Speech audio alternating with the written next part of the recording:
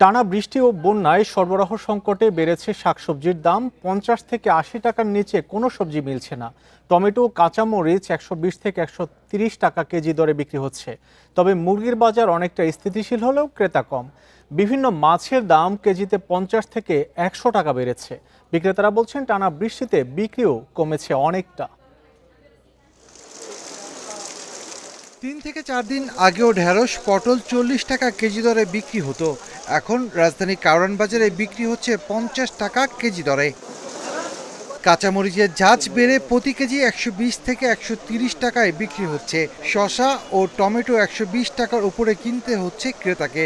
বিক্রেতাদের দাবি, টানা কয়েকদিনের বৃষ্টিতে ফসলের ক্ষেত পানিতে তলিয়ে গেছে, এতে নষ্ট হয়েছে শাকসবজি। এছাড়া রাস্তাঘাটের বেহাল দশায় পরিবহনে গুনতে হচ্ছে বাড়তি ভাড়া।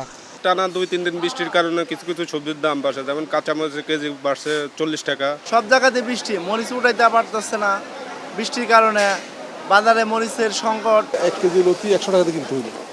এবার প্রত্যেকটা সবজির দাম কেজিতে 20 টাকা 30 টাকা করে বেশি। বেচা বিক্রি বাবা, কাস্টমার কম, বৃষ্টি বাদলের দিন কাস্টমার আসেন না।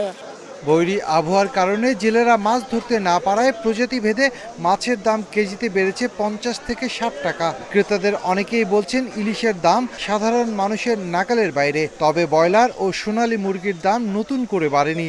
বাজারে কমেছে ক্রেতার সংখ্যা। খুব ভারী বৃষ্টি হইতেছে না কয়দিন ধরে, এই কারণে মাছের দামটা একটু বেশি।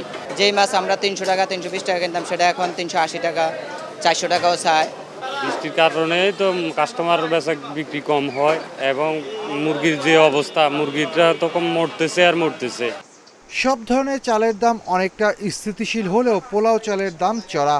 প্রতি কেজি পোলাও চাল 195 থেকে 200 টাকা বিক্রি হচ্ছে। পোলাও চালটা প্রায় কেজিতে 40-50 টাকা বাড়ছে। চালের বাজারটা আজকে দীর্ঘদিন যাবৎ একইভাবেই আছে, কিন্তু পোলাও চালের বাজারটা অনেক বাড়তি। বৈরী আবহাওয়া ও যানবাহন সংকটে মূল্যবৃদ্ধির কারণ হিসেবে উল্লেখ করেছেন ক্রেতা ও বিক্রেতারা। একই সঙ্গে বাজার নিয়ন্ত্রণে নজরদারি জোরদার করার তাগিদও দিয়েছেন তারা। Shafil Alam Sujan, independent news, Dhaka.